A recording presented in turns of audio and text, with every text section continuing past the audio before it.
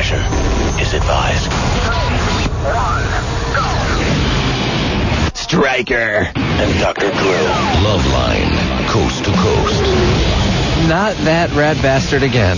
I'm sorry, I'm already apologizing. This is Stryker. I'm filling in for Adam Carolla here on LoveLine. We got to work on your self-esteem. Really. I'm trying to build it up. Good. I'm don't trying have to apologize for anything. All right. It's a huge pleasure. You're giving me relief from that monstrous Adam Carolla. But he is funny, and when I do get to come in here and do this for him, I get so excited just driving here. Oh, nice. It is super fun to do this thing. It is a good show, isn't it? Yeah, and my week has just been crazy, but man, am I excited right now. I feel like I'm on speed almost. Tell him about your week. My week? Yeah. Flew out to New York Friday night. Stayed up almost the whole night having a good time. Oof. Saturday, slept in at like 3 o'clock New York time. First time ever to the East Coast. Cruised around out there. Then on Tuesday was a guest on that TRL MTV show. Well, you hosted it. Well, I was like a kind of a co-host. There was like this one dude, but I was on the whole time with him. Yeah. I think his name is Caboose. Carson was somewhere. I think he was golfing or something or looking for a girl. And then the Who Knows the Band thing, which last time I was on here filling in for Adam was going to be on TV like a week after I was on with you. That had not aired yet when I you don't left think here? it was going to air like the following Monday or something. How interesting. And now it's the second season. It just started this past Monday. So they know you as the host of that. Who's that? Like people that aren't in Los Angeles? Yes. Right, as the host of the Who Knows People the in Los Band. Angeles know you as Stryker. Here on K-Rock, right, exactly. So the people in L.A. know exactly what I'm all about, like the System of a Down and the Incubus, but if you live in Iowa and, or, Chicago or Antioch, California, well... That's what it says. Yeah, right. I don't know where that is, but we'll find out. So it's been crazy since I've been here, but super fun. I'm excited. That's good. Yeah. Thanks. Where's Ace at tonight? He went to the Super Bowl. Oh, I know. It pisses you off, doesn't it? He's going to the Super Bowl. I'm hosting a Super Bowl party with Jimmy Eat World here in Los Angeles on Sunday. But I think I'd rather be in New Orleans with the beans and the well, then, Adam and Jimmy are life partners, and they Jimmy gets to do all that Fox Sports stuff, and he'll be there probably with all the players. And they're doing man show stuff. Cool. Are you still a board-certified physician since last time I was here? Yes, no, nothing's changed. Are you still an addiction medicine specialist? Yeah, I still do that. Okay, thank God. Good. I've heard some rumors. So it's 1-800-LOVE-191, Stryker, Dr. Drew, and where we're going? Let's go to Aaron, 19. Aaron, what's up? I have a boyfriend who's a little bit older than me, and he has a problem with our age difference. How old is he? He is 34. Yes. 34. Yes. How long have you been dating this guy? About 5 months. Where'd you meet him? Through my uncle. He works on cars, and he was working on my uncle's car. Oh, boy. Of course he was. So he won't let go of the fact that he's so much older than you. Is that what you're saying? So he has some shred of decency, is what you're saying. I guess. Yeah, some remnant of humanity remains in this guy, but it doesn't keep him from having sex with her. That's right. Of course, he's still going on. So what is it you want to do about this? Well, I kind of want him to get over it. I don't think he's going to. He's going to keep getting older. It's going to keep bugging him more. What's in it for you in the long run, Aaron? Grow a little bit older, get a couple of Pintos, build cars on the lawn, have parts hanging all over the house. He'll be 50, you'll be like 28 with 6 kids, and then you're done. No, it's not going to be like that. All right. Well, think about that. He will be pushing 50 when you're 28. Yeah. Think about that. How about when you're, like, he'll be my age, and he'll be, like, 70 or 65. And how old are you? I'm 43, so he'll be 58 then. It's almost 60. And that's a hell of an age difference. And it's sort of being in two different places in one's life. And it's got to be tough to maintain a relationship that way. You're both adults. I guess you're 19. It's not like you were 17 and he was 34. We'd be a lot more freaked out if that were the case. But if you're just, fooling around having fun, I think you're all good. But if you want it to go further, I don't know about that. Yeah. Well, it just doesn't. Good, God bless you if it does. But and I'm thankful that he has some shred of decency about him. Right. It concerns him, but this kind of problem does not go away. Aaron, is this the oldest guy you've ever dated? Yes. Okay. Yeah. You having trouble meeting guys? No. No? He's good. Actually, it's opposite right now. What is it about this one? He's greasy. No, he's really sweet to me. Well, sure. He's afraid if he makes you angry, you're going to call the police. Huh? Why would he? No, 19. Yeah, exactly. I'm kidding. She likes his monkey wrench, and they play around and they have fun. Well, have fun with the guy. You're both adults. Yeah. I mean, effectively. So Effectively? What did you say? Well, she's essentially an adult. Oh, okay. Chaz, where the hell is Antioch or Antioch? It's like an hour away from San Francisco. All right. What's up? You're 13. What's going on? Yeah, sorry, I'm a little nervous, but, Doing well. You're doing fine. Hey, Drew, hey, Stryker. What's that? I wanted to know what the bases were. The bases, like, if you were running around the baseball diamond, like, No. No. Like, relationships or... Like sexually baseball diamond, yeah. And you're 13. Yeah. Well, First base is like... I have to ask kids this because it changes all the time. But you tell me your understanding of it. Of the bases? Yeah, go ahead. Well, for 13, I would say... No, it actually doesn't... It's the Doesn't same... change? Yeah, you're probably right. 13 is definitely making out. Is number one. Right. Base one. Right. No hands anywhere except maybe on the back of the other person's head. That is first base. Second base is touching bosom under the shirt. The shirt does not have to be removed, but the hand is on the breast. Bouncy, bouncy. That's what I'm talking about. Third base is a hand in the pants. This is you're now circa 1985. No. Well, yes, because it's changed since then. Well, I'm saying it from a guy, what a guy's getting. I'm just telling you what they tell me now, because I have to go back and ask young people. What is third base for you? Not for me, but for what they tell me. Second base is touching anywhere under the clothing, including especially below the belt. And at third base now, oral sex. Oral. And that home run is still home run. Okay. And the bases have been revised. Chaz, have you been to any of those bases? By the way, when I was Chaz's age, oral sex was something that happened, nightly in your household? No, it was something that happened only to movie stars. It wasn't something that ever happened in a normal relationship. Well, I don't know where you were living. A long time ago, okay?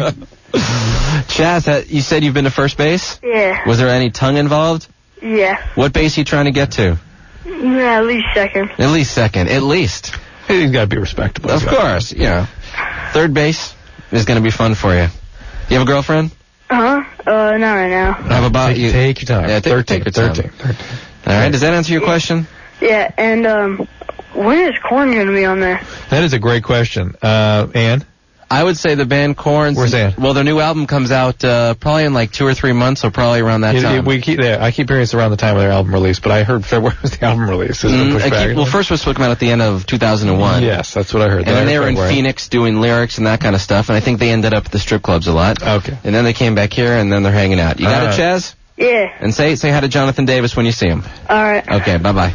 See you. All right, let's go to George, 21 on LoveLine. What's up? Hey, what's going on, man? Nothing.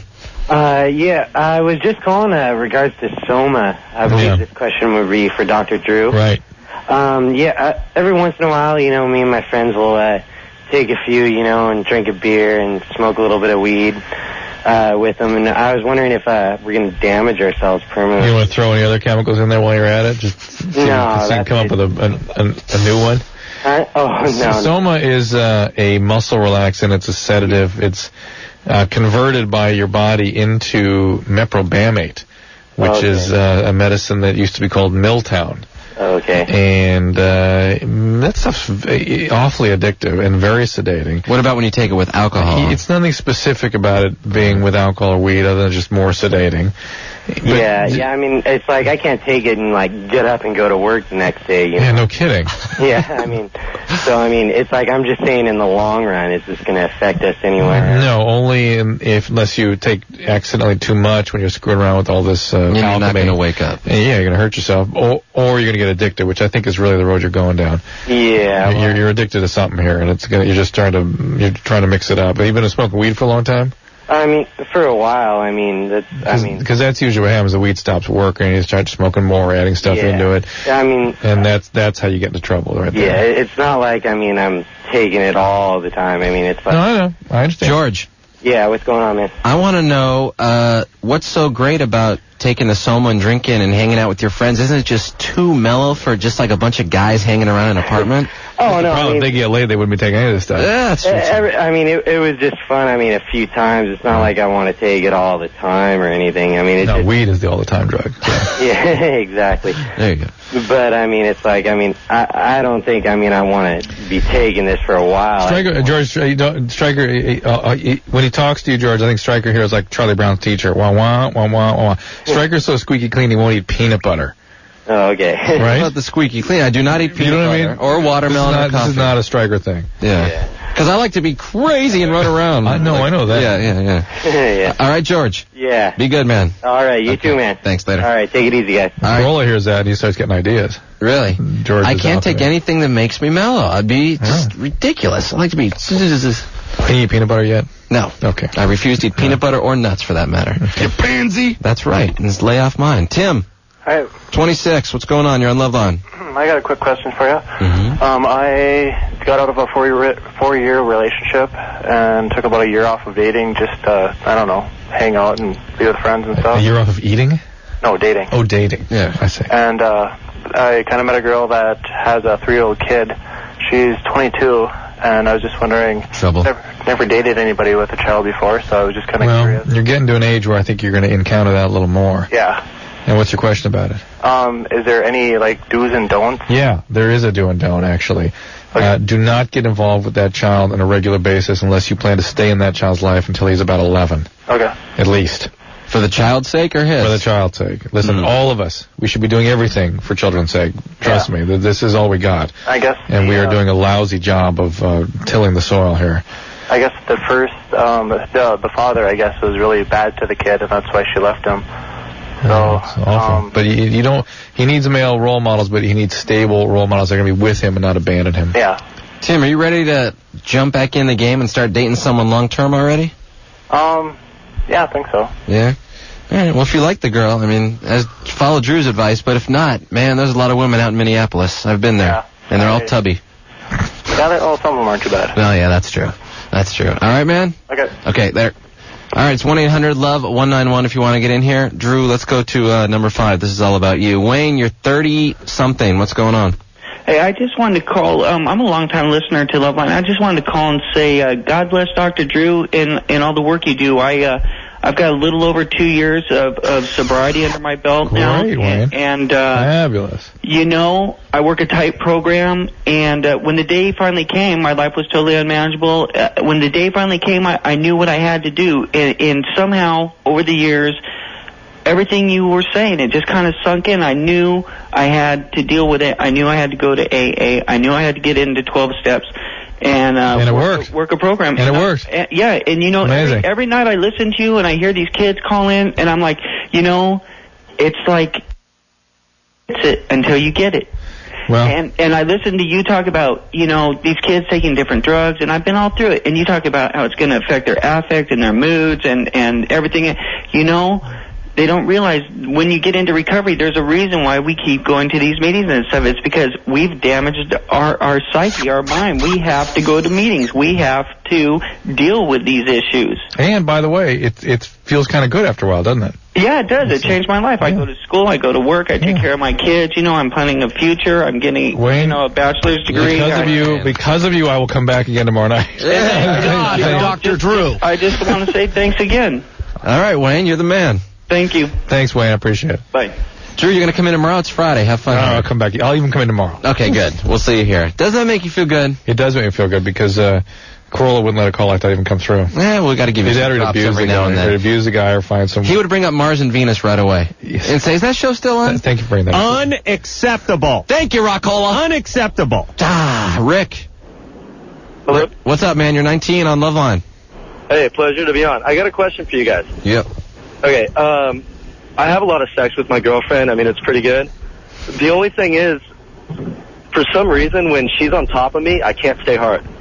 Is she doing the up and down motion, or is she doing the, like, very close to the body, only... Any sort of time when I'm on my back. Yeah. What do you feel when she's up there? What does that make you feel? I really don't feel a whole lot of anything. No, I don't mean... Oh. I mean, psychically. What's the experience like for you? I don't know. I mean, she's really nice to look at, but it's not like I've got dominance issues, I don't think. Well, some guys some guys are really into that, and some guys are really not into that. I'm not super into that. Yeah, and it's a little bit of some guys it has a meaning or a turn or something that guys just aren't comfortable with. And you're just maybe one of those guys. Rick. And Drew, you can back me up. You've been doing this show longer I've been alive. But I think girls can achieve orgasm better when they're on top. Some. And the only advantageous thing for me being on bottom is I know that they are liking it when they're up there. So that's what gets me going. Serve your time. That's why she's kind of concerned about it, because she likes the on top thing. Does she have an orgasm when you guys have sex?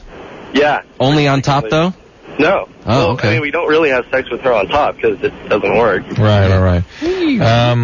Rick, you kind of ease into it. It's something to you that is not comfortable. It sort of means something. Maybe you can get in touch with whatever that is. Maybe you can help if you have that kind of feeling about it. Well, I'm able to keep the flagpole straight up. What does it? Does it mean something? I just put it more that I'm helping her out than me enjoying it. But what is it? But what is it not appealing about it? It's not that it's not appealing. It's just hang on. Hold on one sec, Rick. Hi, for Stryker. He's with you, Rick. He's one with you. Yeah. The sensation isn't as spectacular. So it's a sensation thing. Exactly. And Rick, for you, what is it? The same thing?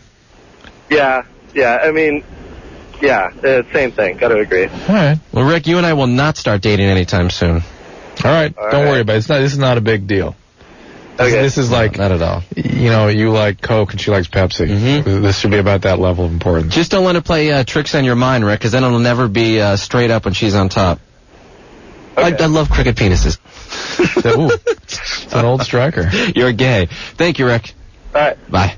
All right. 1-800-LOVE-191 is the number. Let's go to, hey, Brian, you're 16 on LoveLine. Oh, hey. I'm kind of depressed and miserable. No. Really? Yeah, you sound depressed, Brian. That's all. Yeah. Well, I've been wondering how I can move out of my house. You mean your family of origin's house? You're 16, right? Yeah. For what reason? Well, my mom makes me miserable. Why? What does she do?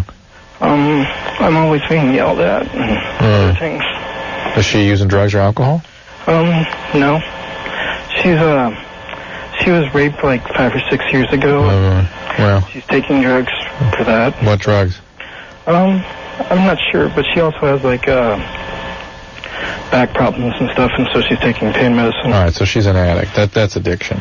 Yeah. You need to get yourself to Alateen. Mm-hmm. Okay, get some support for this. Get people. You'll meet other people who had to deal with parents like this. Yeah. Go to Alateen. Don't run away from home. That tends not to solve anything. In fact, that makes things worse. Get support. Get help. You find a way to deal with this. Spend as much time away from her as possible, but in a kind of a supportive environment, not just out, hanging out. Do something good for yourself. Go to Alateen. Please. Oh, okay. All right? Brian, are you depressed because she's yelling at you, or you think you'd be depressed even if she was happy as a clam? I think I'd be either way. Well, it's hard. This is his mom. If you really feel, Brian, if you have any thoughts of hurting yourself, or if you can't function because of your mood problem, that is treatable. And it's a dangerous condition, depression, so please get help with that. And what's the Alateen? Alateen. I hear you mention it every night. Hello? John, you're 40 on LoveLine. Hi. Thanks for taking my call. What's up? Can you hear me? Yep. Okay, great. I'm 40 years old. I just turned 40, and my problem is I'm having trouble getting erections and maintaining them. And this is a new problem? The first time I ever had this problem, I was 38. It happened once then, and then it didn't happen again until about 6 months ago. Same partner? No. Are you hetero, John? I'm gay. Yeah. And the first time I ever had it was 2 years ago, and I never had any problems before then. I would always be hard from start to finish. There was never any problem. Are you on medication? No, I'm not on any medications. I don't smoke, and I don't do drugs, and I drink just a little bit, not too much. And, my doctor said to me, well... You're gay. What? Drew, please. You said what, John? Your doctor? No, my doctor said, well, you're getting older, so your body changes, and you... it's true. 40 is when that stuff can kind of start happening. Is it happening all the time? Yeah, for the past couple of months, I started noticing it this past summer when I did fool around. I was just having trouble staying hard enough. Do you have the same partner right now, John, as you did a couple months ago or whatever? No. So you're just kind of doing your thing? Yeah, I'm kind of single. Do you have any medical problems? No. I went for a physical recently, and the doctor did all the tests, diabetes and blood pressure, and that was fine. And he even did a testosterone test because he thought that might be a problem. Yeah, that's good. And he said that came back normal also. So, yeah, it was perfectly fine sexually 2 years ago, and I guess I've been going downhill since. I was wondering what you thought the problem might be. Well, the majority of problems like this are in fact physical, but you've gone through the necessary workups to see if there's something going on. So you then have to sort of throw it into the psychological realm. Have you been depressed? I think I'm pretty well adjusted. I mean, I have a stressful job, and I wish I was in a relationship, but yeah, it just my sort of gut on this is, geez, you're 40. I would think at that age you really want to be in a stable relationship, and things like this can be worked out usually with somebody who really cares about you in a monogamous relationship. That's the recommendation for stuff like this. I'm also wondering about if it might be prostate related. I notice as I get older, I have to wake up like maybe 6 o'clock in the morning to pee. It sure can, and it doesn't help the process, that's for sure. There's a medicine called Hitrin or Cardura that will help you evacuate your bladder, and sometimes that sort of decreases the inflammation of that area that occurs around your age if indeed you're having prostate problems. Well, I know last year there were a couple of times when I got, I don't know what the doctor called it. It was prostatitis. Prostatitis. Yeah. He gave me Levaquin. I do believe that using something that improves the bladder outlet flow, like Hitrin, is important if you're having recurrent problems like that, and definitely that can impact on your erectile function. So that might be, you might want to see a urologist and talk more thoroughly about this, and then get a partner. How about simply just taking Viagra? Well, yeah, I always hate, I'm not a medication guy, you know what I mean? Yes, the medicines are great, important, and useful sometimes, but just throwing a medication on top of something that should be really curable. Have you tried that before? Have I tried Viagra? That's right. No, it scares me. No. God, I saw Hefner on TV today. I was watching Who's Line It Anyways. He had like the three blondes around him, and man, the guy lives on that stuff. So it's got to be doing something right. No, I mean, you read it. I read the magazines. and I look at the pictures. All right, we have to take a break. This is LoveLine, Dr. Drew, and I'm Stryker filling in for Adam Carolla. When we get back, we're going to talk to a guy. He's a sex maniac. He can't get enough. That makes three of us. We'll be back after this on LoveLine.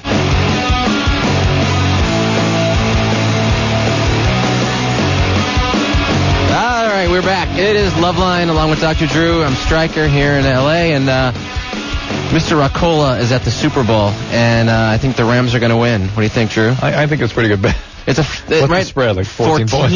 Right now. And it's an indoor game, and they're going to smoke them. Yeah, they think. But I am happy for that quarterback from the Patriots. I don't understand Brady. that. Why? Why not Bledsoe? Well, who got him to the Super Bowl? Bledsoe? No, he played 3 quarters in the game that took it. He did fine. He was an all-pro quarterback before. Right. But they were 0-2 at the time, I believe. They get this young kid in there. Man, the guy has been on fire. All right. I hope it's a close game, but I want the Rams to win. But I don't like the owner of the Rams, but I love Kurt Warner, love Marshall Faulk. Yep. We'll see what happens. You want to bet? I want the Giant Stinky, or you can go to the Super Bowl. Both great prizes, of course. That was you. Oh, my God. And that show, by the way, was on Disney today. That was from a Disney TV show. It was about kids going to the Super Bowl, a show called The Jersey, whatever. All right, let's talk to Steve and find out what's going on with this guy. You're 22, Steve, and you are on LoveLine. Thank you. Can you hear me? Yeah, we hear you. First of all, I was in an accident, and like a few years ago, and ever since the accident, I'm just the horniest guy alive. I can't get enough. Was it a head injury? Yes, it was. Wow, that's interesting. There's something called a Kluver-Bucy syndrome, where if you get a temporal injury. Was it on the side of your head? Excuse me? Was the injury on the side of your head? Did you have a depressed skull fracture or something? I think it was a frontal lobe. Frontal lobe injury. Yes. And that de-represses people's ability to contain impulses. They're all screwed up. Did he go in the hospital for that? Yeah. Excuse me? You were in the hospital after that happened? Oh, yeah. Yes. And then once you got out, then you became this whatever. Well, after I was in a coma for 2.5 weeks. Yeah. And after I got out, I went to rehabilitation centers and all that kind of stuff. Does anyone who's treating you know about these behaviors? Can you say that again? Does anyone who's been treating you or who is currently treating you know about these impulses? No one knows for sure, really. They're just trying to give me drugs to help it and stuff. But you've been complaining about this, and they're giving you drugs to try to help it. Yes. Okay. All right. So there are people trying to manage this. Yeah, but I don't see it helping that much. All right. But you can be dangerous like this, right? I mean, this is a serious issue. I've had some instances, yes. Wow. Can you give me like a medicine or something I can take? Like, can you name one or something? Well, I imagine the kinds of medicines they're giving you are anti-seizure type medications and antidepressant medications to try to decrease your libido. Other than that, were you a sex addict before the head injury? No, sir, I wasn't at all. Were you an addict of any type? No. Wow. Well, I think the important thing now is to keep you contained in some way. I'm not sure that this is the kind of thing. This is a pure biological process, probably, at least predominantly. And like, it's not me, it's the injury. You know what I mean? What's that? And like, I can't control it. It's the injury that I was in. He says it's not him, it's the injury which is making him do this. Well, if you weren't a sex addict before, if you weren't an addict, what happened? What was the injury? What? He was having sex and smashed his head. I was in an accident. A car accident? Yes. And what, you hit the steering wheel or something, or? Yes. Wow. Boy, Steve, just make sure what's that? And I was considered brain injured. Yeah, I understand that. Just make sure you keep communicating with people who are taking care of you, and that you find ways to contain these impulses, maybe even living in a residential setting where people can kind of help you contain them and watch. Because if you can't contain impulses yourself, if your biological mechanisms won't allow you to contain, something in the external world needs to help you contain you for you. Or you're going to hurt a bunch of people, and maybe you already have. Apparently. And he doesn't want, he's upset about it. He doesn't want to hurt anybody. Yeah. All right, let's change tones a tad here. Steve.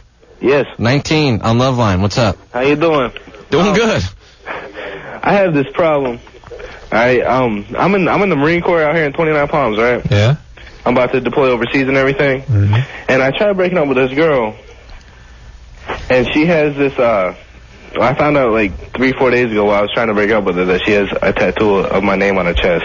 You didn't know she did that while you were dating? No, because I was in the brig and I just got out like 4 or 5 days ago. What were you in the brig for? I'd rather not talk about that on the radio if that's cool. Who's going to find out, Steve? Everybody around me. All right. And like whoever's listening to this. Where'd she do it? Right on the one of the bosoms? Yeah, on the left-hand side. She's like, when I got back, she's like, "You remember what you drew on my chest?" I was like, "No," and she's like, "That." The pearl necklace? No, go ahead. You drew on her chest? Well, we were like messing around. She was drawing all over me one night. I don't know. Stuff got a little wild. Evidently. And she like was drawing all over me, so I drew something on her, and it was my name with a heart around it and an arrow going through. And she's like, "You remember that?" And she's like, "Well, I got." Very creative, Steve. You know, what a novel I thing. couldn't think of anything else. You know, how long have you been dating her? For about 4 or 5 months. Well, what a ridiculous woman to tattoo your name from your drawing only after 5 months. At least wait 7 or 8 months. This is like anything else when people sort of engage in behaviors that make you feel responsible for them. That's what I told her. I was like, the only thing I get tattooed on my body is my kids, if I had any kids. Well, and she has 2 kids. For your kids' sake, don't do that either. But listen, there's laser techniques now where these things can be removed pretty easily and pretty painlessly. So it's not like she's doomed to have that tattoo her whole life if she wants to get it off. You know, Dr. Bruce that fills in for me. I've had anal sex and cast out a couple times. There's Bruce. He does these tattoo removals all over the place. And do you think that she'd like try and like, I don't know, go to some kind of court or something and say I want him to pay to get this tattoo removed? No, I don't think so. What are you going to do? No, See, it's the natural history I didn't tell her to do it, you know? You're going overseas. This is her. I wish you had a much longer name than Steve, though. And it just took up her entire chest. I know, I should have. You should have wrote your first, middle, and last name on there. I should have. And your ID number in the Corps you're in. Listen, it's nice that you're concerned. Throw in my blood type, my religion, everything. It's nice that you're concerned. Social. Yeah, but you're not responsible for her actions. You're not responsible for this relationship merely because she has your name on her chest. She's good in the sack, but a loony, Steve. Yeah, and listen, you're doing her no favors just hanging in because of a tattoo. It's ridiculous. It is ridiculous. All right, it's 1-800-LOVE-191. Let's go to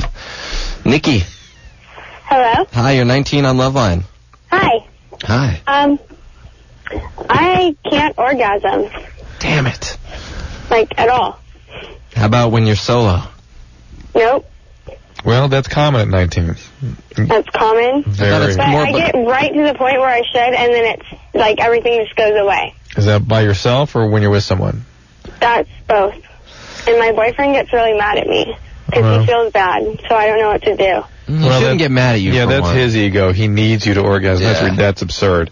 You should kick his ass a little bit about that. But it's understandable that he wants you to, feel his pleasure, and he feels frustrated that he can't. But it's not that he feels good for you. He feels good for himself that you got to that. That's right. His ego is hurt that he can't get you there. Oh, yeah. It's like climbing Mount Everest. No, he it's has like to do it. 8 straight years of that. All right. But the fact is, at 19, it's many, many, many women don't achieve orgasm.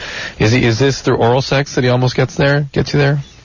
It's not so much through oral as, like, his penis. All right, so one of these days you will figure this out, but it's going to take a little time, and hopefully some caring from someone and a real connected relationship will make it a lot Well, because easier. I was just wondering, because I had stuff happen to me when I was younger, so I was wondering if that had any connection to it or not. It tends to. What happened? Actually, sounds kind of weird, but my mother molested me. What did she do?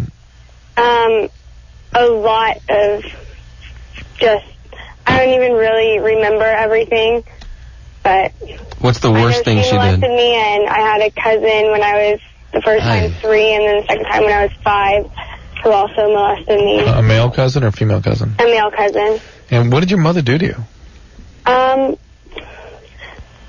It's a long, drawn-out story, but basically she was molesting me to try and put my dad in jail. But what did she do to you exactly? What did she do to me? Yeah.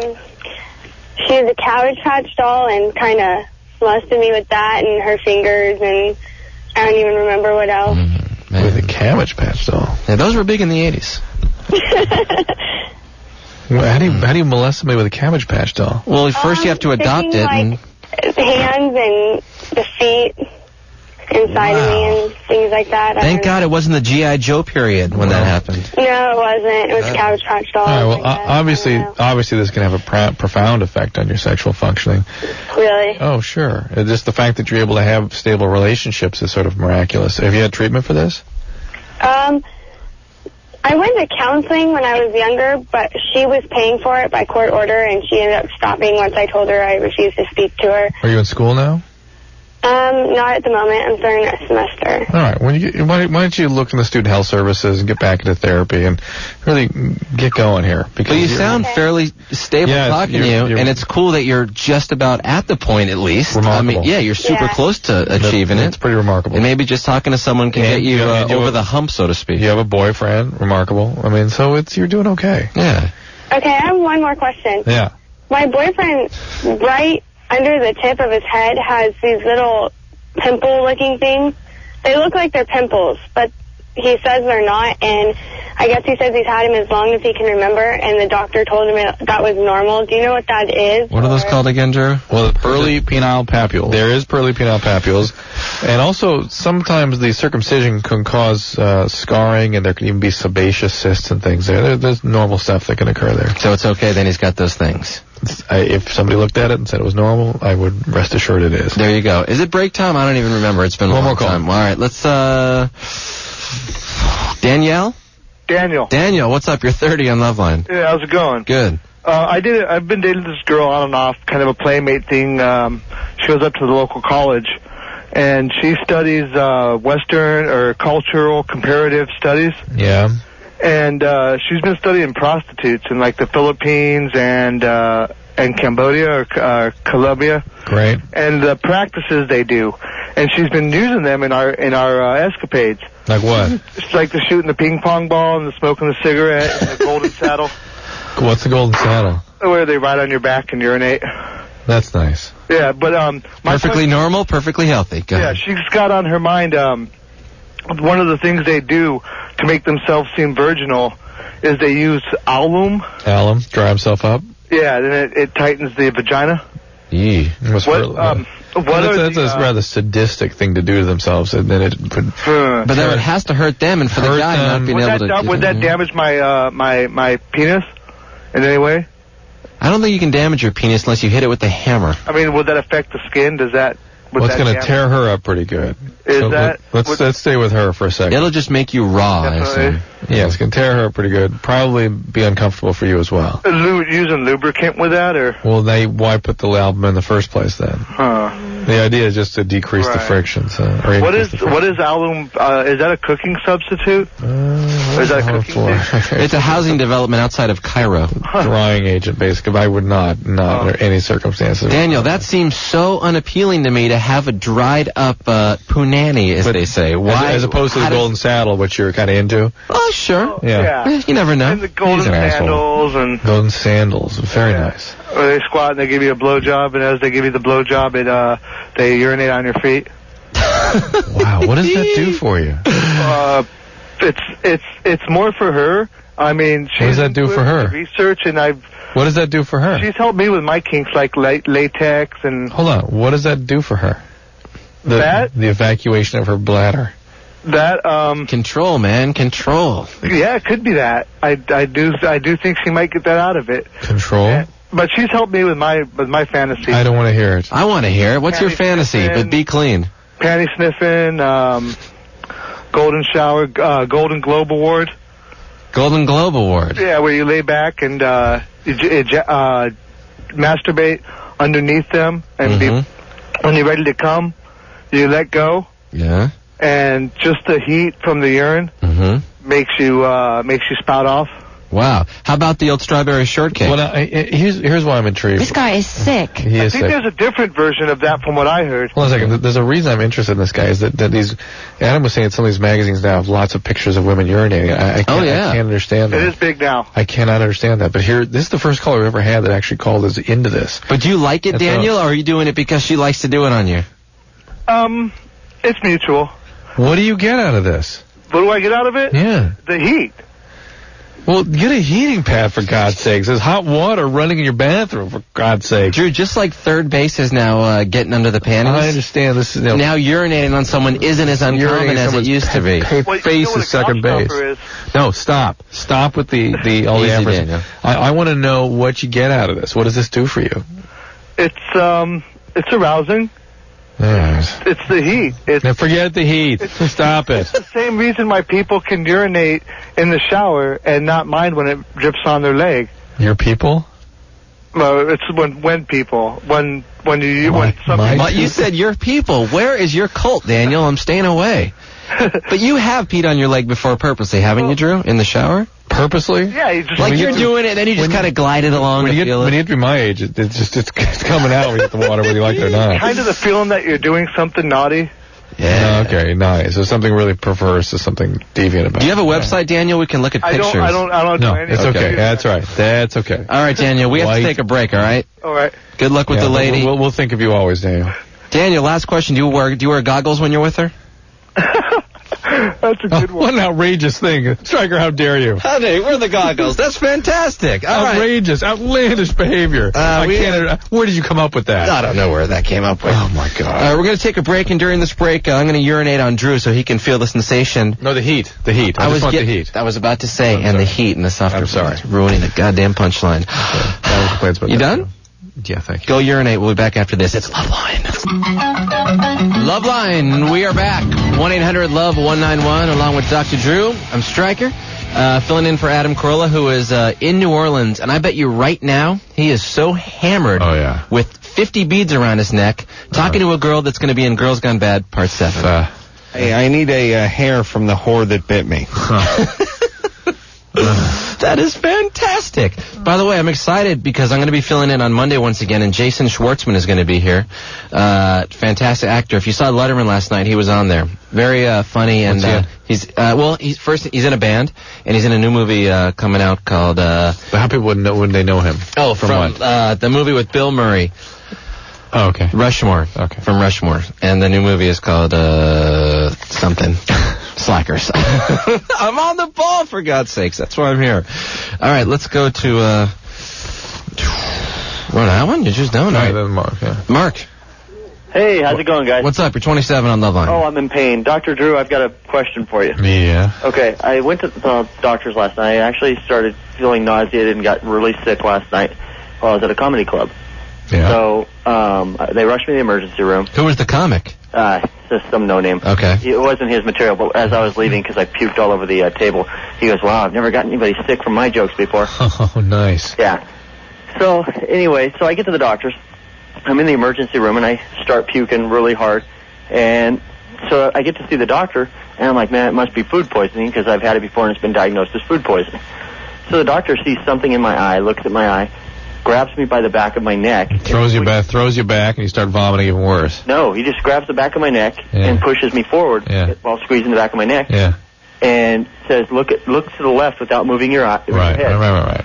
So he diagnosed something called labyrinthitis. Right. What is that? What is that? He tried to explain it to me, and I don't understand.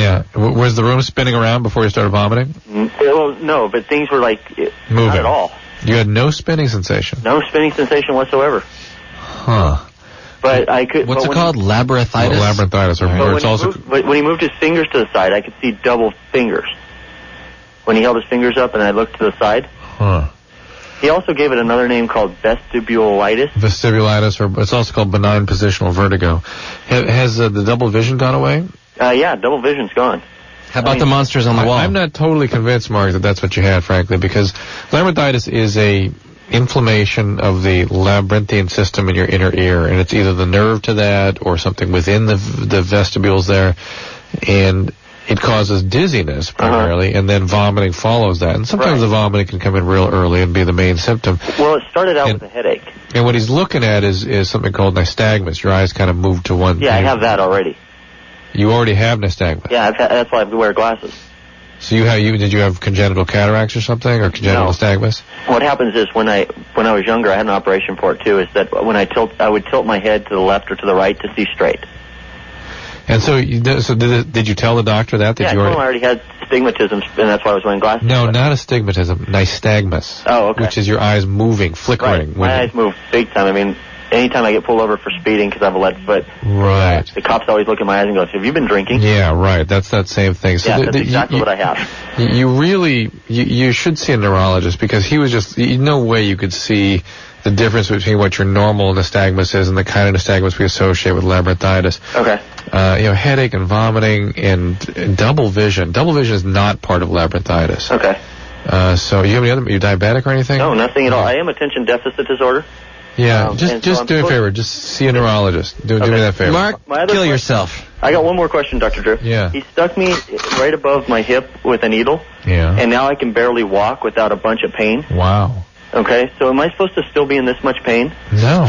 Okay, I'm in like major pain. You have thick Coke bottle glasses. I'm sure your eyes twitch. You're vomiting in comedy clubs, and you have a sore leg. Yeah, and I can't walk. I mean, I can walk, but every time I take it, it's like it sounds like a very productive visit to the emergency room. Yeah, exactly. You can get something. You can get abscesses where they inject you. Is there a lump there? I don't know. Feel. Hold on, let me see. There's no lump. It's really sore, and it's like on the side of the hip. Yeah, you just put a lot of heat on there and give it a couple days. That should clear out. Okay. Hey, thanks, guys. All right. Keep up the good work. Have some soup also, Mark. That'll help. See who? A neurologist? Neurologist. Okay, cool. Thanks. Bye. Yeah. Guy's goofy. Ashley. Yeah? Welcome to LoveLine. You're 16. Oh, yeah, I am. I just had a baby on December 9th, and I was just wondering if I get back into a relationship, and because I adopted her out to my second cousin, like if I tell... Oh, Ashley, there should be like a shrine built in your honor. A what? A shrine, a monument in your honor. They could do it right at the corner of Campbell and Speedway in Tucson. Really, what a courageous and appropriate thing to do for your child. Yeah. Well, I don't believe in abortion. Well, great. And you did what you needed to do on behalf of the child, which is find a parent. Ashley, you're saying it's a good thing, what you did. Yeah, okay. Yeah. All right. But, okay. And it's like if I get into a relationship and I tell them, like, eventually I'm not going to be like right off the bat, hey, guess what? By the way, I have a baby. Yeah. Like, I think you're only 16. I don't think you need to tell an anybody. 18-year-old guy, an older, will be able to handle it, no problem. 16-year-olds, if you're in a long-term relationship and it's really, something you're setting up that's going to go on for quite some time, then obviously you want to be honest with them. Yes. But you're just dating someone, no, it's none of their business. Just don't even bring it up? No.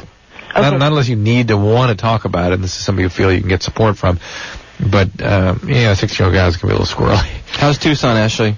It's nice now. It was snowing yesterday. Snowing? Yeah, like all day long. God. It actually stuck to the ground. It was really cool. Oh, wow. Nice. Yeah. All right, well, keep your, don't tell the guys unless you're going the long term, all right? And then we're gonna build that monument for you there. Yes, we are. Yeah. Right at Dirtbags. Okay. Yeah, Arizona won in basketball tonight. UCLA lost by about 30. Yikes, UCLA lost by 30.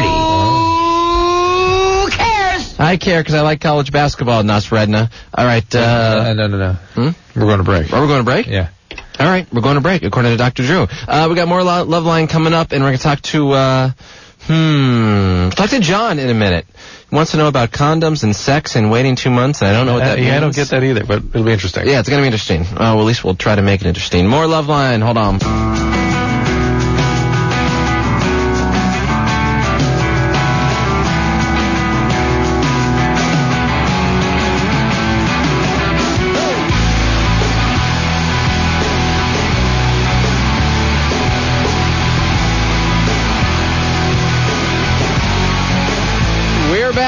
On LoveLine. Drew, for the big prize, what song is that playing in the background? They're from Calabasas, California. Thank you, boss. Yes! The big, give me 5 on that, homeboy. Yes! Very good. I actually was going to say it before Anderson whispered in my ear. But I figured those are your boys, so I figured that's what it had to be. Dirk, a.k.a. Mitch Cumstein, where are you? All right, 1-800-LOVE-191. I'm Stryker along with Dr. Drew, and we're talking to John here, who has to do with condoms or something. We're confused. You're 20. What's up, man? Hey, what's up, guys? John. Long-time listener, first-time caller. All right. Well, this is the deal. Me and my girlfriend are getting married in March. Getting married? Yeah, getting married in March. And her doctor's telling her that she needs to get on the pill. Right. And she's going tomorrow to get on it. Right. But the doctor's saying that even after we're married for a month, that I still need to use a condom. That's correct. Why is that? Because it takes a month for the pill to be reliably sort of activated or engaged.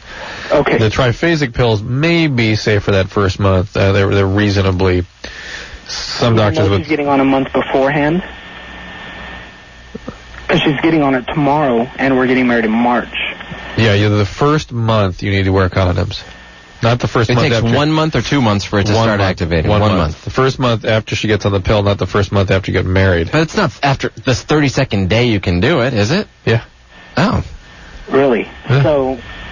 So you're saying if she gets on in February, by March we'll be able to do it without a condom, right? Yep. Wait 33 days, apparently. Because the doctor's saying even after March, I still need to wait until April. John, Drew just told you what he thinks. Well, that's my opinion. I don't know. Maybe there's some extenuating circumstance here that I'm not aware of. But maybe he's trying to keep you guys super safe. I have a feeling your fiance is sort of misinterpreting what he said. That's what I suspect. Well, actually, I talked to the doctor too, and he's saying the same thing. This was a gynecologist? Yes. He really wants to take that gym hat off, don't you, John? What's the birth control pill? You know what? I'm not for sure. But the shot, we asked him about the shot too. Yeah. And he's saying even with the shot, wait another month. And I'm saying why? Because she's going to be on it in February 1st. By March 1st, it'll be active, right? With the shot. Right. Yeah. Or with the pill. Yeah, in my training, that's the way it goes. So okay.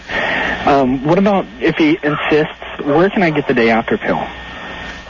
You can get it Pasadena Planned Parenthood. You can get it. Listen, you can get it from pharmacies now without a prescription. I'm trying to organize a protocol where pharmacies can just access and use me and some other people's doctors' names and just start giving these things out wherever whenever they become needed. So you might want to call 1-888-NOT-TOO-LATE, number 2, LATE, 1-888-NOT-TOO-LATE. They should be able to help refer you to a pharmacy that either certainly carries it and possibly even can administer it without a prescription. All right, I can see... Pasadena Planned Parenthood, I think he's up. I can see 3 months from now. John, you're on LoveLine. Drew, you said I could wait 33 days. My girl's pregnant. I've never heard of 2 months. I don't know.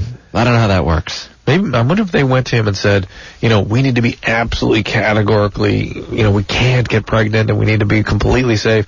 And the guy probably went, if that extra month might give you a 1/10 of a percentage point improvement. Well, maybe the doctor knows John maybe, has a job that pays $6 an hour and his lady doesn't work and he knows. That guarantees pregnancy. I don't know. Jennifer. Yeah. What's up? You're 21 on LoveLine. Hi, hi, Drew. I think you're a really cool guy and everything. Hey, Stryker. Hey, I'm all right. I have, this really weird problem. Okay. Yeah. My grandpa, he's been married to my grandma for about 26 years now, and they're getting a divorce, and we just found out that it's because he's been seeing prostitutes the entire time. I know, it's really weird. Women or male prostitutes? They're women. Okay. Yeah. How old is he? He's 68. Wow. Yeah. Is he an alcoholic? Huh? Is he an alcoholic? Well, he lives in San Diego, so I guess. Well, then he must be an alcoholic. Yeah, everyone in San Diego. Is he an alcoholic? He lives in Palm Desert. No, he lives in San Diego. Is he an alcoholic? I've often wondered. I mean, he's talked. Okay. You know, I mean, so because there's a chance he is. Yeah, this sounds like addict behavior. Okay. How did you find out that he was seeing hookers? Well, basically, I was like really mad at my grandma because I didn't know the reason why they were getting divorced, and I was being kind of a bitch to her. And like finally, she just blew up at me and told me, and I asked him if it was true, and he was like, yeah. So, I mean, I feel like a jackass for being a bitch to her. But why would it make you so upset? It's your grandparents, not your parents, Jennifer, right? Well, I mean, if my grandparents were getting divorced, I'd be upset, but I wouldn't go crazy. Interesting they can have this big discussion. The thing is that they adopted me when I was like 7 years old. So they were like your parents. Okay. Yeah, and my dad was never around, so my grandpa's like a father figure to me, you know. Wow, but that's nice that you can have that kind of a discussion with them. You can go to them, and first of all, they can tell you what the problem is. You can go to him and say, is this true? And he'd answer you honestly. Yeah. That's huge. That's a big deal. Yeah. But here, listen, if he wants help, yeah, I would recommend the Del Amo Treatment Center. Del Amo Treatment? Del Amo in Torrance. D-E-L-L-A-M-O? D-E-L-A, A-M-O, Del Amo. Okay. All right, and is this... And let me give the doctor's name. His name is John Seeley. John Seeley. S-E-A-L-Y. Drew's pulling out his thing, so to speak.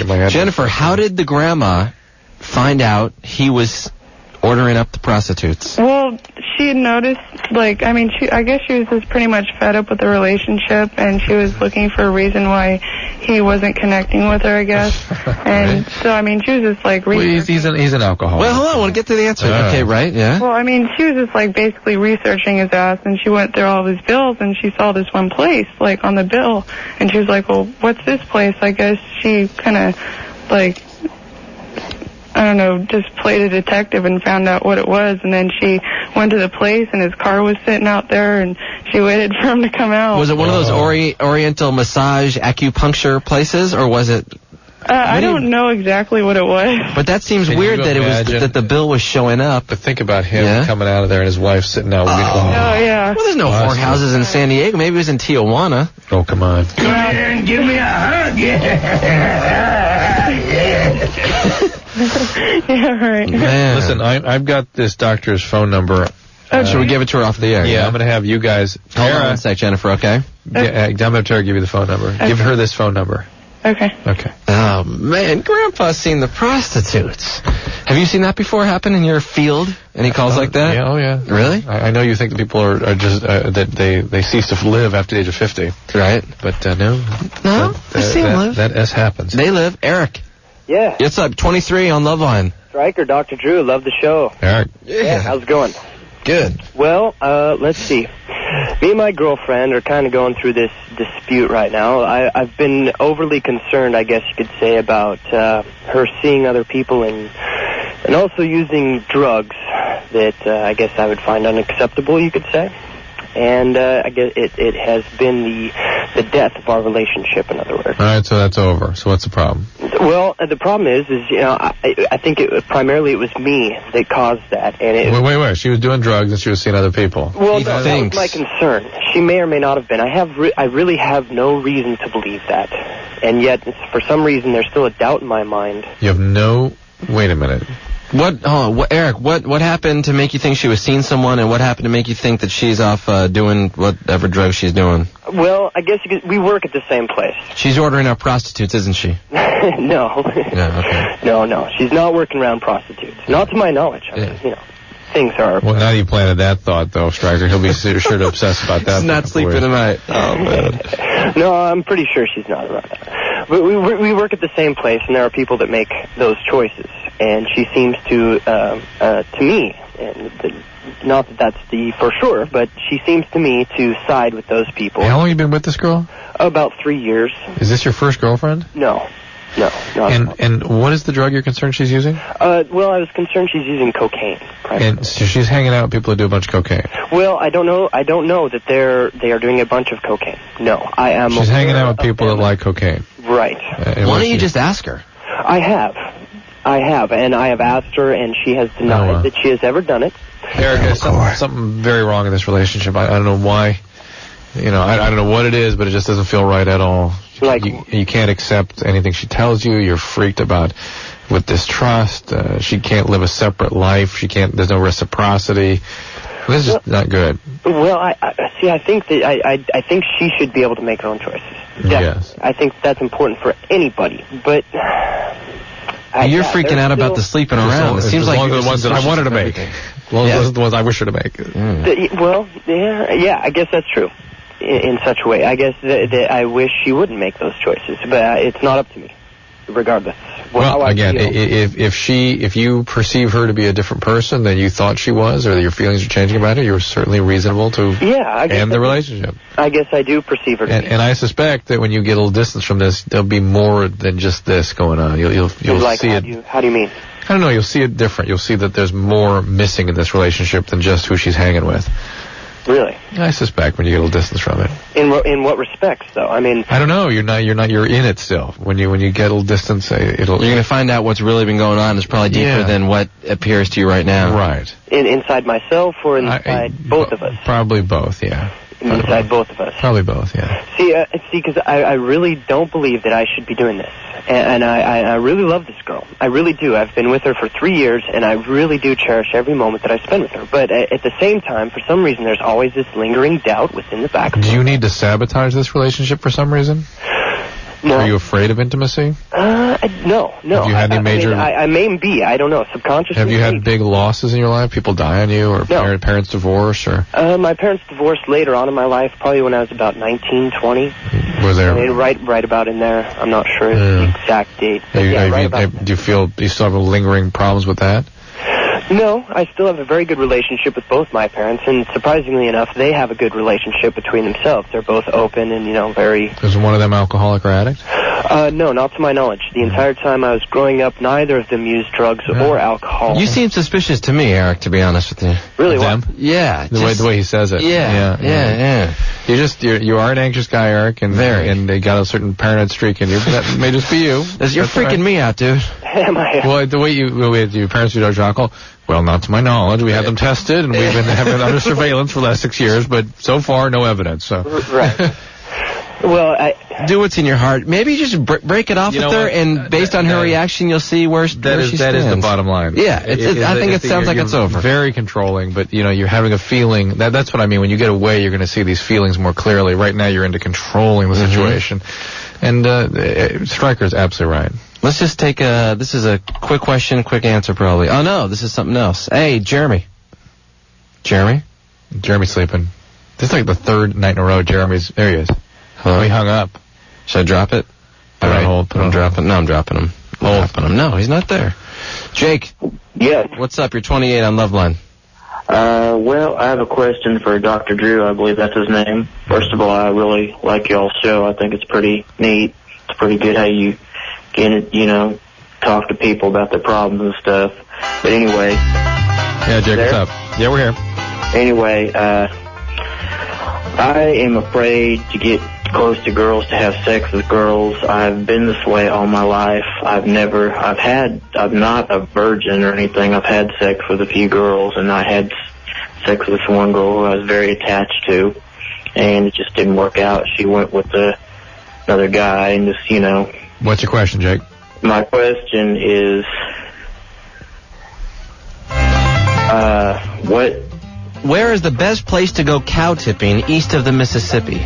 Oh, come on now. I was molested at 8 by my mother, and I'm kind of afraid to have sex with girls. Well, there you go. What did your mom do to you? Well, it's kind of hard to spit out, so just bear with me. Yeah. Anyway, one day when I was 8, I was going to bed to lay with her, and she made me kind of feel on her chest and on her other parts of her body. One night? Did she do that multiple nights or just one night? She did it a couple nights, and then after a while I think she felt bad that she did it and didn't do it anymore. But it's just, and I probably shouldn't be an effect on my life as it's been, No, it's understandable that somebody that you trust and is responsible for your safety and well-being violates that trust so severely and then intrudes in a way that just freaks you out. I mean, it can be a very sort of arousing, conflicted, awful experience, and naturally enough, other women would evoke those same kinds of feelings again and freak you out every time you got involved with them. So this is normal. But it's also treatable. You've not been destroyed by this. You should be able to, get... And I've never really came out and told her this. I've never really came out and told her because of the fear that she would deny it or I would get mad and say something to her that I really... It doesn't matter. It doesn't matter. You need to get some help for yourself. You should go see someone who can help you get through this. There are all kinds of ways this can be treated, and treated pretty easily usually. Usually. And get over this stuff. Get over so you can go on and just be productive and life. Why? This is your mom is not a well person. Was she drinking when she was doing this? She was an alcoholic. Yeah, there you go. She was an addict. She didn't know what the hell she was. Yeah, I realized that, and it could have been the drugs and the alcohol. But listen, it was. And that doesn't make the impact any less. It doesn't excuse her for her behaviors, but she was on drugs. That's what made her brain do what it did. She wouldn't have done that if she weren't on drugs. Yeah. But it's something that you need to deal with. Yeah, and I really haven't dealt with it till now, and I've tried to deal with it in the past. Jake, I do not mean sit around and think about it by yourself. You need to go speak to a professional. You need to see a psychologist or psychiatrist. This is not going to get better by reading books or sitting around cogitating about it. The best place to go is the internet. I'm just kidding. No, go talk. If you have a doctor, look if you're in school, to get this mental health professional work. Harry. Yo. What's up, man? You're 23 on LoveLine. Hey, how you doing? Hey. I got this problem. Yeah, like it should be on A Voice in the Family. Yeah, seriously. What's the problem, Harry? Well, I've been together with my girlfriend for a couple months now, and we have good sex and stuff, but I can't climax. Like I can go for hours and hours and hours.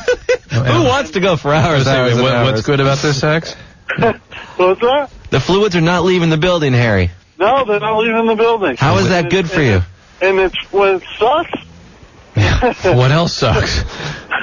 Now he's going to tell us what sucks. It's making my girlfriend kind of painful, kind of self-conscious. Of course, it hurts her. Can you do it on your own? Yeah, I can do it on my own. Have you had this problem with her before? No. Well, I mean, since they started dating together, I haven't been able to. With anyone else? No, I've never had this problem with anyone else. But I haven't been on. I'm on Paxil, and I haven't been on that with anyone else. Well, there you go. Harry, that's what's happening. That's a classic side effect of Paxil. In fact, really? Oh, yeah. In fact, I figured maybe you'd have a side effect like you couldn't get it up or something. No. I know something like that can happen. In fact, some people will use Paxil. Some doctors will prescribe Paxil to help men who have early ejaculation, so they can go longer. Yeah, it's one of the things it'll do. So because she's kind of a two-pump chump, and I just can't. It's starting to get aggravating. All right, here's the deal. Go back to your doctor and talk about a couple other medicines, either Cerazone or Remeron. Those don't have that side effect. Do they do a good job, though? I don't want to be like a zombie, and this is working really good for me. Are we having panic attacks? Yeah, panic attacks, anxiety attacks, really bad. The Paxil's the best one for the panic attacks. Yeah. So you got to discuss with your doctor. Sometimes adding Wellbutrin will help this out.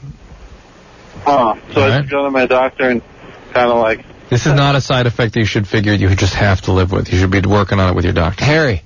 Yo. Do you masturbate? What kind doesn't? Well, I was going to say, why don't you not do it for a while, if possible, and next time you're with her, maybe you can achieve it since you haven't done it in a while, and maybe you can, kill two birds with one stone, stay on the drugs and have the orgasm. Oh, I guess I could work. All right, I'm a genius, right, Harry? You are the man. All right, have fun in Arizona. All right, hey, you guys rock, man. Dr. Drew, you're the man, and Adam, you kick ass. I kick ass. My name is Adam Racola, and I'm Harry. Bye.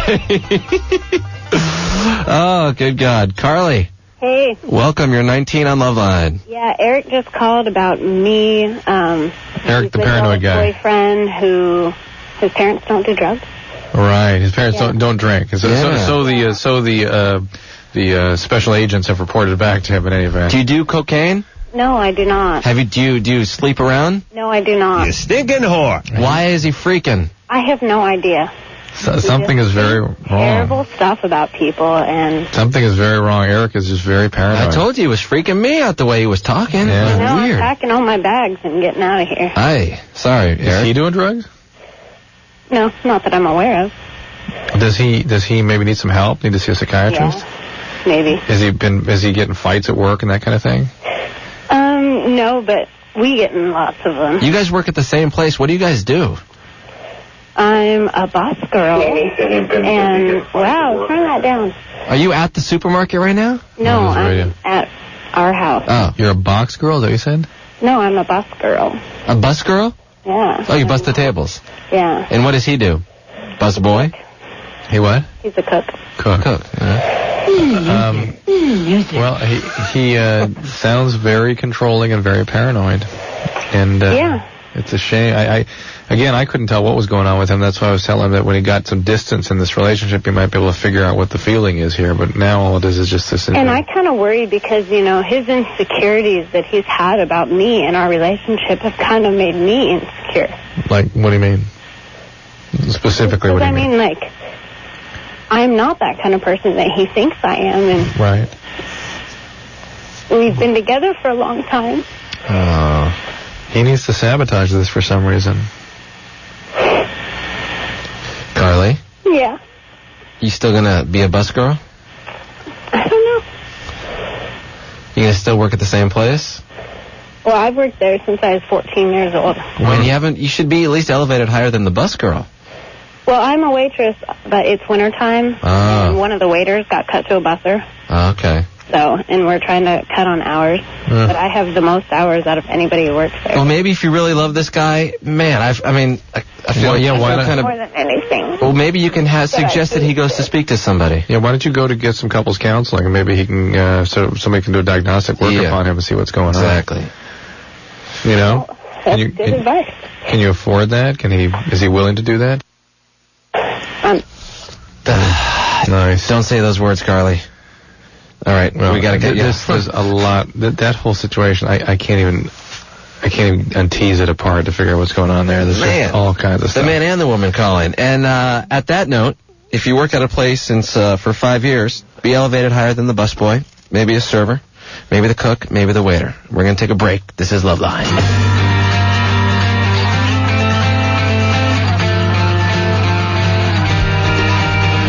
We're back. This is LoveLine. See, I know who these guys are. Who? System of a Down. Very good. You know their heritage? Their Yes, I had dinner with them the other night. That's right. John and Shava took you out, right? For some Armenian food? Was it good? No, I can't do it. Wasn't Adam screaming, wake up, wake up? Yep. Do you have that drop by any chance? No, he does it every night. It's not a drop. He does it every night. Oh, man. Come on, wake up. Wake up. Yeah, that's the best song. That album, Toxicity, is unbelievable. I don't know if I don't know if you can get into that sort of thing, but it is fantastic. I heard Adam bought like 80 boxes of food when he was there or something and brought it here. They John kept ordering, and we packed it all and brought it over here. What's Armenian food like?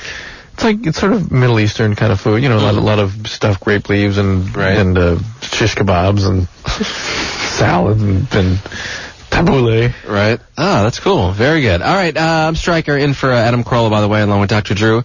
Got about a half hour, so let's try to get some of these in here. Spencer? Yeah? What's up? You're 13 on LoveLine. Yeah, hey. Hey. Yeah, there's this girl, she's 14, and she, said she'd have sex with me, but I don't know if I should. My friend's telling me I should. Well, of course your friends are telling you should, but I would suggest that you think of it in terms of what's healthy for you, and just in terms of how we understand 13-year-old brains and 14-year-old brains. Yeah, I like her a lot. I understand. Then have a relationship with her, but don't have sex with her. It's not a good thing for you. It really isn't. Not at 13. Okay. Okay. Wait till you're 13 3/4. 16, I'm not gonna. You're gonna make your own choices at 16, but 13, I'm gonna make the choice. Okay. Yeah. And if you do it, Drew will know. Oh yes. Oh yes. He'll find you out in Colorado. Yeah. How far should I go? Third base. Third. Okay. Thank you. They won't stop there. That is the new third base. Yeah. Whatever you do, Spencer. Yeah. You like her. Just stay with that idea. Have you kissed her? Yeah. Have you touched her boobs? Yeah. Okay, well, you're on your way. Just be careful. Okay. All right, man? Uh-huh. Okay, later. Bye. Okay. Oh, man. Drew. Yeah. Think I should have sex with my girl? Not you. Okay. Jeff. Yeah. What's up, man? Oh, nothing much. I like the way you play Chop Suey. Yeah, it's good stuff, huh, out there in Alaska? Yeah, it is. All right, what's going on with you? I want to know when you really love someone. When you're in love? Yeah. You're gay. You're not 14. Yeah, I am. No, not when you're in love. Drew's saying you'll know you can't be in love at 14. You can like someone a lot, but love is weird. Yeah, love comes later. You can have some very intense infatuations and all kinds of very heavy feelings. Yeah, true. Very true. Yeah, but that's what they are at that point. And you're still, you're just coming under the influence of these very, very powerful chemicals that your testes are releasing that make you have all kinds of feelings that you might not have under influence of a more normal physiology. Yeah. So when would you say that I would feel something like that? Well, you may feel something like that now. Never. But it's going to be... I mean, like love, like 16. What are you looking for, Jeff? Why are you so interested in being in love? I don't know. I just feel so many things. I don't know what it is. Have you ever seen that Brady Bunch episode, even though you're only 14, but they're running 50 times a day when Bobby sees fireworks when he makes out with that girl? No, I don't watch that stuff. All right, well, you should check that out. Yeah, cool. All right, Jeff. That's a crazy question. Thank you, Jeff. All right, thanks. All right, man. Bye. Good God. Emily. Hello? Hi, you're 22 on LoveLine. Yeah. What's up? I have questions because I've done lots of LSD. Uh-huh. And I hallucinate almost every day. Yeah. But, I mean, I haven't done it in, 6 years. I've done, thousands and thousands of hits. Yeah. Are you having flashbacks, or are you... I get, full-on hallucinations. Yeah, you need to see... Tracers all the time. Yeah, you need to see a doctor. Are you getting depressed? No. I'm not depressed. But... That will come. Yeah? Yes. When did you start doing acid? You're only 22 and you said you've done it hundreds of times. Thousands of times. Thousands of times. I started when I was 13. Wow. Yeah, it's so damaging. Yeah. Why do you still hallucinate, Drew? Even when you stop, is it still in your system from doing it so much? Your brain is altered. Oh, yeah. And it can't grow back, can it? No, it does not go back. Yeah. All right, Emily. Well, I also have other questions because I've done lots of ecstasy, too. Yeah. I've done probably 150 hits. Okay. So what does that do to my brain? Because I know it kills parts of your brain. Yeah, it kills the part of the brain. It'll impair your memory and make it... short term from what you learn once you do it, correct? Well, actually, I have a really good photographic memory, so I don't understand because I had a health class and they told me that it would drop my IQ 50 points, and I was it'll affect. I did so much LSD, I should have been a super genius then or something. It might, or it's something that may not manifest yet, but it will affect memory, and it will affect mood, and those things do tend to come on simultaneously, and it's going to come on, and you just got to be sure you're on top of it. Usually, it's going to be hard to know what's what. You've done so many of both drugs. With ecstasy, usually it starts as sort of a social phobia. People originally will say that they're very social. All of a sudden, they start feeling funny in social situations and claustrophobic, and then pretty soon they have trouble going outside, and then they start getting depressed. And so it's like paranoia. It's anxiety, and then followed by depression. And then the LSD, usually there's just this grinding, severe depression that kind of comes on slowly. And it will come. It is a destructive chemical to the limbic regions of the brain, the center part of the brain, where that's where your mood is generated. You always say X and LSD are the worst to take because they're destroying your brain. Yeah, the neurotoxin. So, Drew, let me ask you this question. But we call it E on the West Coast. Yeah, E. Okay. There's no X in ecstasy. You're very etarded, Emily. Is that better? Huh? You're acting very etarded. Is that better? Okay. Right, that's right. Drew. Yeah. Doing X once a year for 4 straight years. Maybe nothing. We don't know. So it seems everybody wants to know exactly what what's the threshold. I don't want to know exactly, but it seems like a lot of drugs and things like that. If you do them every single day for a year straight, then you're screwed. No, with LSD and ecstasy, it seems to be. But LSD, it's total dose per use. and total exposure per lifetime. Cumulative exposure. Okay. With ecstasy, it seems to be cumulative exposure. What does that mean?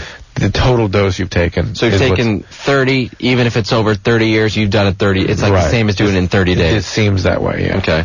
But we don't know for sure I can't say that one with accuracy, but it's that kind of idea, yeah. Marijuana is the flame, heroin is the fuse, LSD is the bomb. Suzanne? Yes. What's up? You're 21 on LoveLine. Hi. Hey. In August, my ex and I, we were sleeping together at the time, and we went to Mexico with one of his good friends, and there was a lot of alcohol involved, and his friend took advantage of me. What'd he do? He slept with me. Well, we slept together, I guess you could say. Wait a minute, he took advantage? You made it seem like you were just the innocent bystander. Did he rape you? I wasn't 100% innocent, but... Wait. Did he rape you? Basically, yes. He raped you? Yes. Are you just saying that to cover your tush? No. Like, I was. Why didn't you report this? I don't know. Honestly, I don't know. Have you been raped before? I've been thinking about it. Have you been raped before? No. Never. No. How is it your fault at all then? When I said, do you feel responsible or something like that, you're like, a little bit or something like that. How is it your fault at all then? I guess, I don't know. I guess just because I wasn't, I don't know. Was this in California, this happened? This is in Mexico. Because in California, you can't be intoxicated and render consent. That's a rape if you're really that loaded. Right. So you should report this. This is not. It was in Mexico when it happened. Well, but yeah. These are California citizens, I assume. I don't know how the law would look at that, but yeah. Look, this is serious business. Do you have a question though? Specifically? Yeah. Well, obviously my ex was really upset with me after this, and we were talking about getting back together at that time, and we went through a period of not speaking together, and then he and I have become friends again since then, and started sleeping together again, and we were talking about getting back together, but it's kind of like been the blocker, is, well, this happened. Are you following this? Yes. Explain it to me. Okay, they went to Mexico. Who?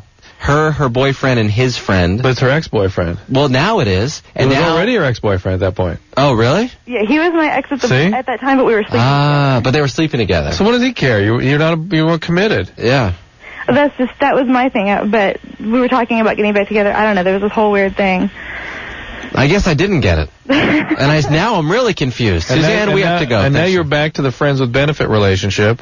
We were back to the friends with benefits. I got tired of that. Yeah, but he's back to that now, but he's going to hold you there.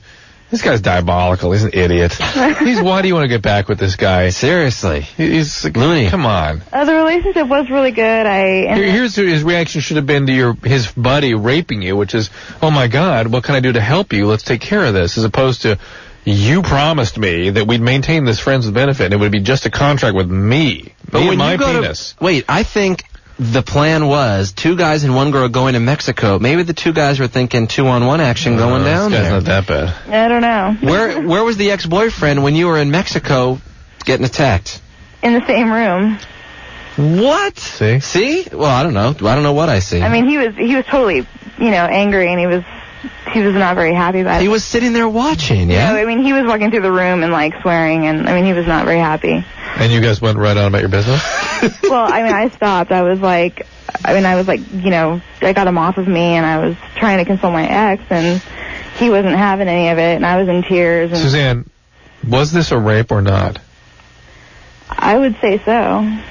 With another guy in the room watching, then he should be responsible as well. That's right. Mm-hmm. Well, you got to do something about this. And don't get back together with him. You've never had anything like this happen to you ever before? No. You've never been taken advantage of? I've never been that drunk in my entire life. You were never sexually abused? You've never been taken advantage of? No. Victimized in any way? No. All right, well, you gotta, it seems to me you gotta take some action. You seem pretty nice. Stay away from this, both these guys.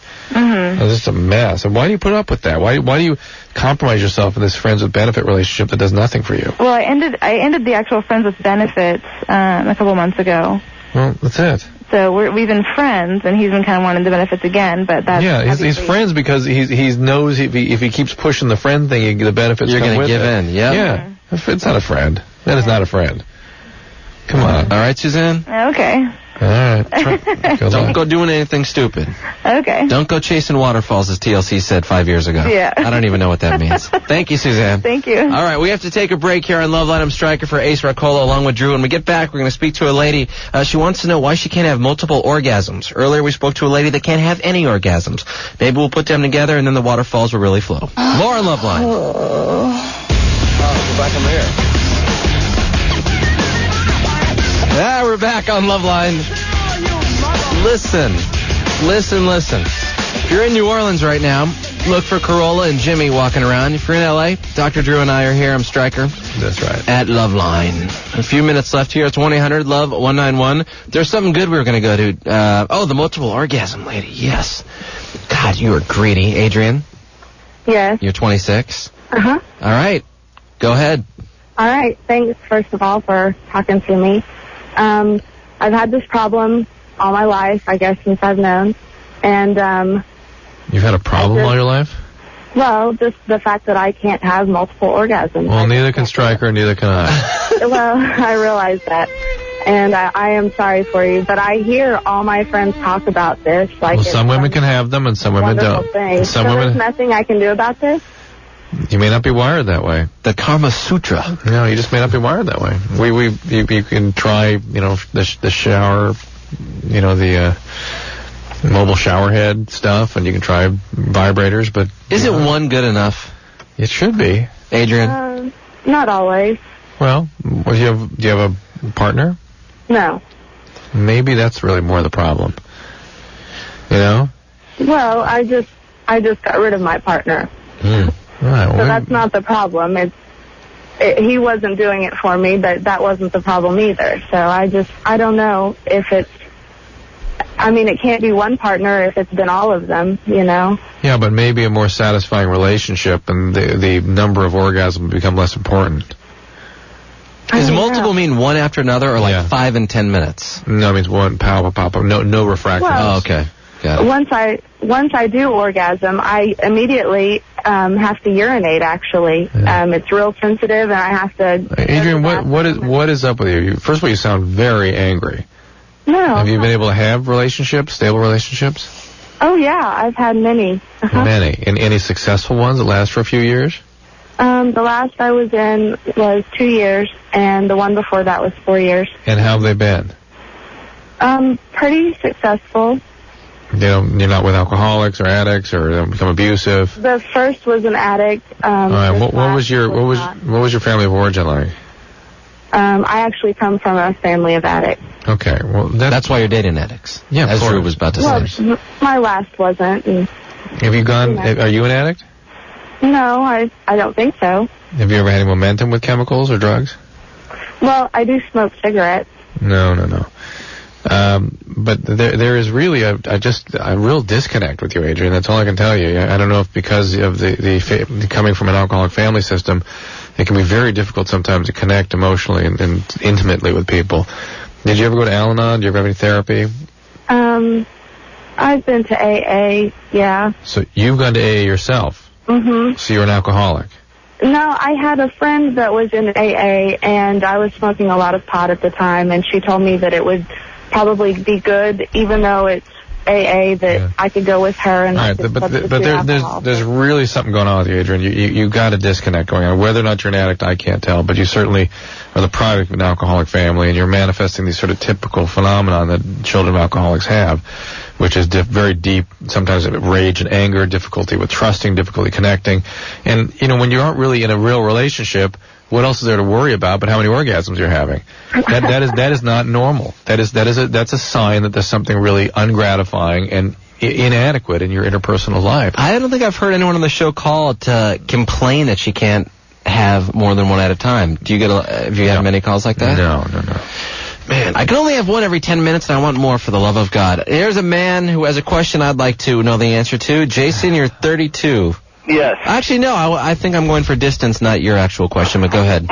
Well, distance is part of my question. Hi, Dr. Drew and Stryker. Hello. Dr. Drew, I don't know if this has been asked before. I've never heard it on your show. I'm wondering how I get more volume and like more intensity to my ejaculation, also meaning distance. You know who the Canon is, the porn star, a.k.a. Peter North?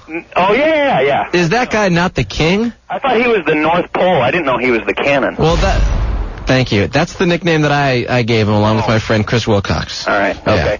Yeah, but that's what I mean. I see that kind of stuff, and I am not like that, and I wish that I was. A question? Pardon me? How can he shoot out more? No, I have a question. Oh, yeah. Why? Well, I don't know. Why or how could I... No, why do you want more? Drew wants to know. Because I think it would be more exciting for me and probably my partner. I think it looks cool. Yeah, I agree with you. Drew, ask me the questions, too. I'm with this guy. We're calling your wife. Just take it easy. I'm not married. Oh. Because I mean, as usual, most guys, their concept, back me up on this. Ann, where are you? Drew, it's more for fun. He's not super serious, right, Jason? Back me up. No, I'm not backed up about this. I don't feel inadequate. I just think it would be cool. What would be cool? Hang on here, Jason. To a partner, Ann, what in the world would be good about this? And correct me if I'm wrong. Ann? There's nothing appealing about more cum. Nothing, right? Nothing. That's like more... I mean, just fill in the blank, disgusting fluid. More snot. Yeah, more snot. It's got to be good then. Okay. Yeah. I mean, listen, most guys have these weird impulses where things that to women either translate to yuck or ouch become things you want to do more of. That's good to hear, though, what Ann said, because, I've never had this conversation with a woman about this, but that's good to hear because that makes me feel a little better about it. But it's more of a game I play with myself. I like to see how much flies out of there each time. It would be cool. It would be cool. Yeah, eventually, Stryker, your soul will emerge, I'm sure. It'll just come flying out of there. And I don't agree with Jason that the girl likes it more. I wasn't on that side of the fence at all. I didn't say that either, by the way. I just think it's cool. So, I didn't know if she would or not. I just thought it might be more of a climactic event, just a little bit. Are you insider? Huh? Yeah, you're insider. What difference does it make? Well, not always, not every time. Sometimes you share. And sometimes he kneels above her head and tries to get it to the toes. You share? Yeah, sometimes it's sharing the event or the moment. It's something that both of you can do. Come on, honey, let's see if we can get in the belly button tonight. I'm sure if she's going down on you, the more the better. Oh. Well, Anne's being facetious, okay? She can use it as a water pick, my friend. Enough. Jason, thanks for calling, man. Hey, can I give Dr. Drew a comment? Sure. I saw you today, only part of your interview, and I don't know if it was on Fox News or MSNBC or what it was. Yeah. And I didn't really agree with your take on the condom thing. Okay. But I didn't see all of it, but I think it's unaccountable for us to just hand everybody condoms. I think that those people who come over should bring their own and be prepared. And I know you said that, people from the Netherlands or elsewhere What's he talking about? No one has any idea what he's talking about. I did a news talk show today. Oh, yeah, I guess you'll have to explain that. Anyway, I didn't really agree with your take, although I do respect the discussion became unfocused. Wait, let me talk to him a second. He started talking about other countries and AIDS risks and this kind of thing. And the point is that there's a first aid center there that provides first aid, and amongst the things that they can access for free is condoms. Oh. That's the whole thing, and there's many religious groups are outraged that young people could be allowed to have sex. That's what the discussion was. Jason, you called asking about shooting out a bunch more cum. Relax, buddy. Okay, we're trying to get young people not to have sex and to practice safe sex if they decide to. Yeah, I agree with that. That's all that was. I want it to be a huge handout for people to come over and have a big screw fest over at the Olympics. No, that's not the point. Jason. Hey, I appreciate it. Wait, hold on, Jason. Yeah. Hold your wiener as long as humanly possible before you shoot, and that's how you get your distance. Cool. Hold it. It's like a hose. You hold that thing. All right. All right, later, dude. Thank you. All right. Let's try to get a quick call in here. Number 2. Hey, Katie, 20, something about pubic hair. What's your question? Hi, Dr. Drew. Hi, Stryker. Hi, Katie. Love the show. Okay, well, I have this question, and I don't know. I've tried to find information on it everywhere, but I want to remove, all my pubic hair so I can look like a porn star, just be all smooth and you know what I mean? And I tried waxing, the top part of it, which worked, and it's a little bit irritated, but I know it'll get better in a couple days. So you took off your pubic hair? Well, only the top part of it, but I still have some on the lips, and I want to get rid of all of it. Because it just disgusts me, and I just hate it. We need a porn star to tell us the exact technique to get it down Disgusts below. you and you hate it. That's interesting. Were you sexually abused? No. Do you watch a lot of porn? Wait a minute. What? Oh, she paused. Okay. No. Yeah. What does that mean? No, I wasn't. I did have some bad situations, but that's when I was older, and it was like, bad choices by me, you know what I mean? So you were raped or something? No, I wasn't raped, but I was planning to be a virgin until I got married, and it was, I don't know, I think a lot of people cry rape, and I was drunk, and I do think that, it was kind of wrong, like, to just have sex with me when I was drunk, and it was my first time drinking, but it wasn't rape, I was conscious and everything, but it's like after that I just kind of like, I don't know, I slept with a lot of people, and I just... Well, it sounds like you got a little stuff going on there, and you're disgusted by your normal anatomy. That you got some feelings about all this, and that's more what concerns me than whether you're actually able to remove hair. There's a product called Nads I see like at 3 in the morning. Great. Yeah, but you can't put it down there. No, you cannot. Katie, there's something else going on. That's what you need to take care of. You're going to keep making bad choices, so you reconcile this self-loathing. Well, I don't know how, because I'm happily married right now, but it's like I don't know how to get over the past. Well, there are people who can help you with that. I suggest you take advantage of that. Well, who? Well, do you have a doctor? No. Okay. Do you have a waxer? Get a referral to a therapist. Get a referral to a therapist. This is not a difficult problem for somebody to help you with, okay? We'll be right back. Is there anything I can do to take, because it's like... Katie, back to the hair. Katie, it really bothers back me. to the hair. Katie, we have to go because we are 100% out of time. Okay, love you guys. All right, Bye. thanks, Bye. Katie. All right, we got to take a quick break. More LoveLine after this.